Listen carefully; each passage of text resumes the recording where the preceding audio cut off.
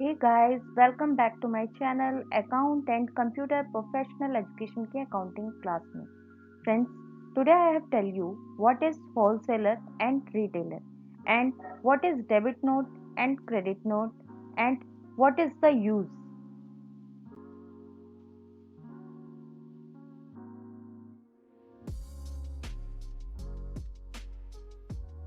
What is wholesaler? Wholesaler क्या होता है? फ्रेंड्स, ये है मिस्टर बटुकलाल. ये एक होलसेलर हैं.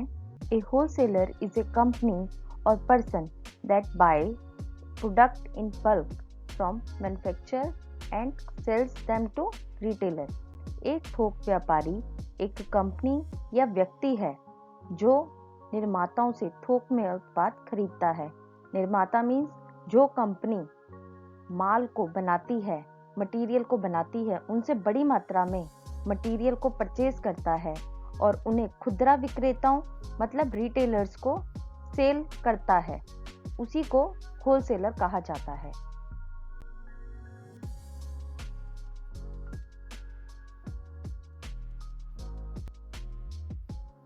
What is retailer? रिटेलर क्या होता है? फ्रेंड्स, ये है mister Kalidas.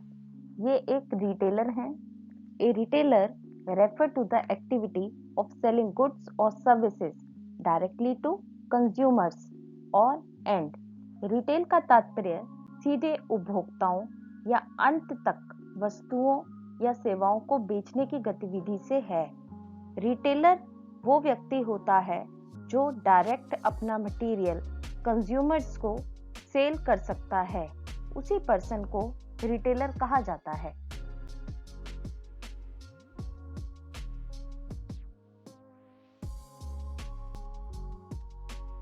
What is debit note? Debit note क्या होता है? डेबिट नोट कौन किसको इशू करता है? डेबिट नोट का फॉर्मेट कैसा होता है? फ्रेंड्स, ये सभी चीजें मैं आपको यहाँ पर बताऊंगी. A debit note can be issued from a buyer to their seller to indicate or request a return of funds due to incorrect or damage goods received, purchase cancellation or other specified circumstances. गलत या क्षतिगत माल, खरीद रद्द और अन्य निर्दिष्ट परिस्थितियों के कारण धन की वापसी का संकेत देने या अनुरोध करने के लिए एक खरीदार से उनके विक्रेता को डेबिट नोट जारी किया जा सकता है. फॉर एग्जाम्पल फ्रेंड्स, एक बायर है और एक सेलर है. बायर ने सेलर से कुछ मटेरियल परचेज किया जिसमें से उसका 20% मटेरियल जो था वो डैमेज था जो उसको रिसीव हुआ था. तो बायर ने सेलर के नाम पे एक डेबिट नोट इशू किया जिसमें उसने सेलर को रिक्वेस्ट किया है कि जो मेरा 20% मुझे मटेरियल रिसीव हुआ है वो डैमेज था, या तो आप मुझे उस मटेरियल के अगेंस्ट में नया मटेरियल दे दीजिए, या फिर जो डैमेज था उसके अगेंस्ट में 20% डैमेज था उतना पैसा विद टैक्स मुझे रिटर्न कर दीजिए. अकाउंटिंग वे में डेबिट नोट इसी केस में इशू किया जाता है. इसके अलावा फ्रेंड्स, मैंने यहाँ पर डेबिट नोट का फॉर्मेट भी दिखा रखा है जिसके अंदर आप टॉप में कंपनी का नाम जिसके अगेंस्ट में आप डेबिट नोट इशू कर रहे हो, टू में उसका नाम, डिस्क्रिप्शन में जितनी गुड्स रिटर्न की है उसका डिटेल फिल कर सकते हैं. राइट साइड में टॉप में डेबिट नोट का नंबर और डेट और अमाउंट और टोटल अमाउंट और लास्ट में सिग्नेचर. इसी तरीके से आप डेबिट नोट का फॉर्मेट भी चेक कर सकते हैं और समझ सकते हैं कि डेबिट नोट जो होता है वो हमें कैसे फिल करना होता है.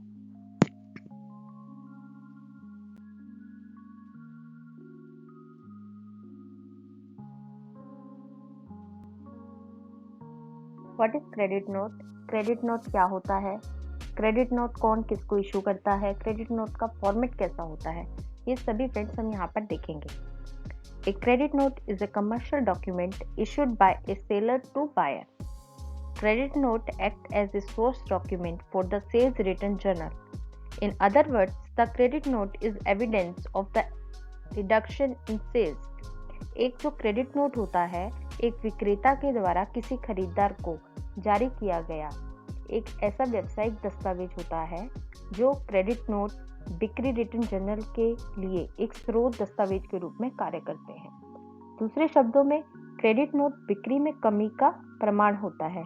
फॉर एग्जाम्पल फ्रेंड्स, जैसे मान लीजिए कि कोई सेलर है, उसके पास कुछ गुड्स रिटर्न आया है, उसके अगेंस्ट में जो सेलर होता है वो बायर को क्रेडिट नोट इशू करता है एज ए प्रॉमिस कि जो भी गुड्स उसके पास रिटर्न आया है उसके अगेंस्ट में वो उसको या तो न्यू गुड्स देगा या फिर जितने का गुड्स उसके पास रिटर्न आया है उतने का अमाउंट उसको रिटर्न करेगा। That is called credit note, जो एक सेलर बायर को इशू करता है एक प्रॉमिस के रूप में।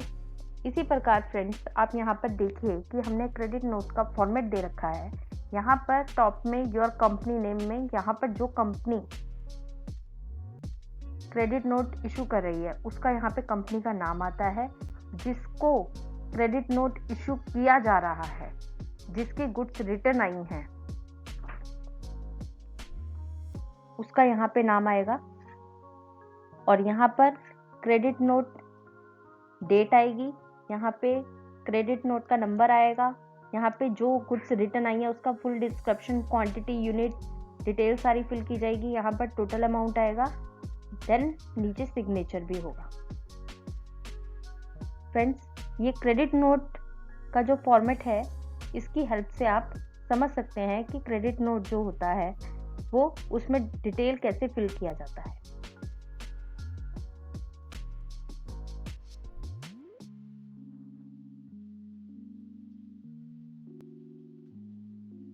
फ्रेंड्स, यहाँ पर मैं आपको बताने वाली हूँ कि बायर और सेलर के बीच में ट्रांजैक्शन किस प्रकार से की जाती है। बायर और सेलर डेबिट नोट और क्रेडिट नोट कब इशू करता है। फॉर एग्जाम्पल फ्रेंड्स, यहाँ पर हम देखते हैं, ये है मिस्टर बटुकलाल, ये एक होलसेलर है, ये है मिस्टर कालिदास, ये एक रिटेलर है। कालिदास ने बटुकलाल से परचेज किया है 100 kg sugar eight the rate ₹1000 kg के अकॉर्डिंग। 1 kg शुगर का प्राइस है 1000 रुपीज, तो हमारा 100 kg शुगर का प्राइस कितना होगा, 100 मल्टीप्लाई बाय 1000, तो टोटल शुगर की कॉस्ट कितनी निकल के आई 100 kg की, 1 लाख रुपीज। इसके अलावा फ्रेंड्स, कालिदास ने जो 100 kg शुगर परचेज किया था बटुकलाल से, उसके अंदर 20 kg शुगर में कुछ डिफेक्ट निकल आया, तो कालिदास ने बटुकलाल को 20 kg शुगर मीन्स 20,000 का जितना भी शुगर था, 20 kg शुगर हमारा कितने का निकलेगा, 20 kg मल्टीप्लाई बाय कितना रेट था, 1000 रुपए, 20 मल्टीप्लाई बाय 1000, टोटल हमारा कितना निकल के आया, 20,000 रुपए। तो कालिदास ने 20 kg शुगर बटुकलाल को रिटर्न कर दिया। अब जिस केस में जो परचेजर होता है वो सेलर को कोई भी गुड्स रिटर्न करता है, तो उस केस में परचेजर क्या इशू करता है, डेबिट नोट। तो इस केस में हमारा परचेजर कौन था, कालिदास। कालिदास ने give a debit note to Batuklal of ₹20,000। Okay, Kalidas ने क्या इशू कर दिया बटुकलाल को, 20,000 रुपए का डेबिट नोट। पहले बटुकलाल जो था वो हमारे लिए क्या था, क्रेडिटर था, लेकिन अब बटुकलाल 20,000 रुपए से हमारे लिए क्या बन गया, डेटर, क्योंकि बटुकलाल ने हमें 20,000 रुपए या तो रिटर्न करने हैं या फिर हमें उसके अगेंस्ट में मटेरियल नया देना है। ओके, तो बटुकलाल जो है वो अब हमें क्या देगा, Batuklal give a credit note to Kalidas of ₹20,000, क्योंकि 20,000 रुपए के मटेरियल के अंदर डिफेक्ट था, इसलिए बटुकलाल को 20,000 रुपए का हमें क्या देना पड़ेगा, क्रेडिट नोट। तो फ्रेंड्स, आगे हम देखेंगे कि कालिदास की बुक्स में किस प्रकार से एंट्री की जाएंगी और बटुकलाल की बुक्स में किस प्रकार से एंट्री की जाएंगी। ओके, तो फ्रेंड्स, आगे हम देखते हैं कि दोनों की बुक्स में कैसे कैसे एंट्री होगी परचेज की और परचेज रिटर्न की, सेल्स की और सेल्स रिटर्न की।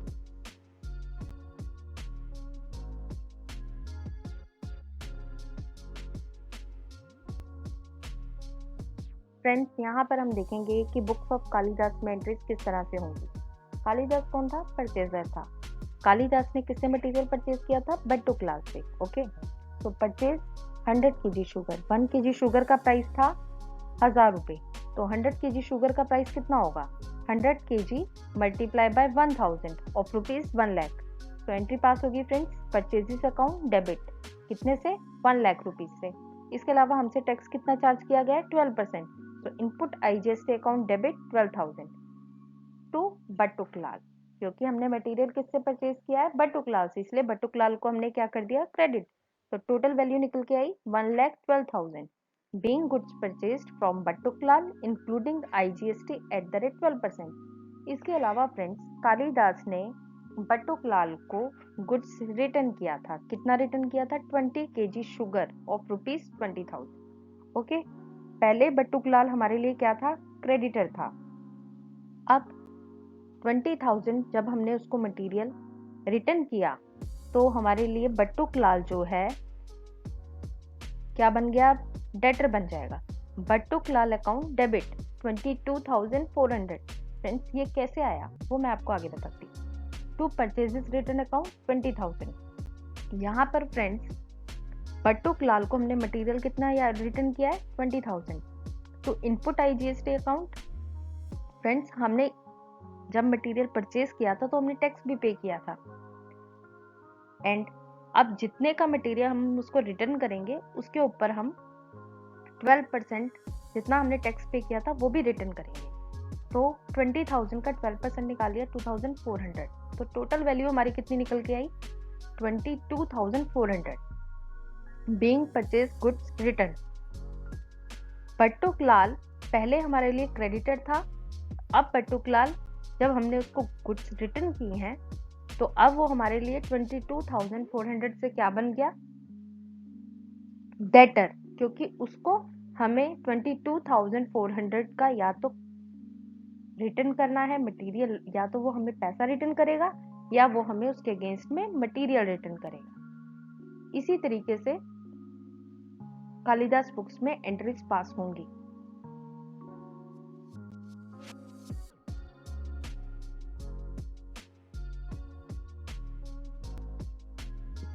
फ्रेंड्स, यहाँ पर हम देखेंगे कि बुक्स ऑफ बट्टुकलाल के अंदर एंट्री किस तरह से पास की जाएगी।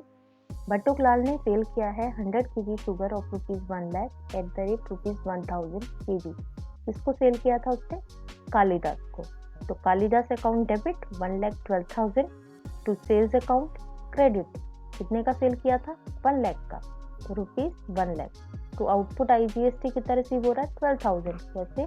1 लाख का 12%, 12,000 being goods sold to Kalidas charging IGST at the rate 12%। इसके अलावा फ्रेंड्स, बट्टुकलाल को 20 kg शुगर का रिटर्न भी आया है जिसकी कॉस्ट थी 20,000। तो क्या एंट्री पास होगी? Sales return account debit 20,000। जितने का रिटर्न रिसीव हुआ है उतने का उसे टैक्स भी रिटर्न करना पड़ेगा। तो sales return account debit 20,000, output IGST account debit 20,000 का 12% निकालेंगे तो 2,400 रिसीव होगा। तो यहाँ पर हम डेबिट कितना करेंगे? 2,400 output IGST to Kalidas.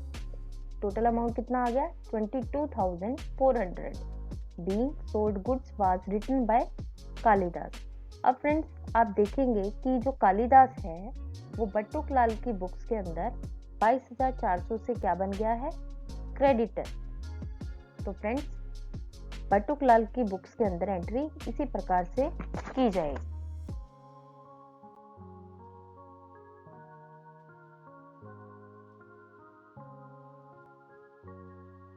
Thanks for watching. Friends, if you want more and more useful video, then please subscribe my channel, like and share. Thank you so much.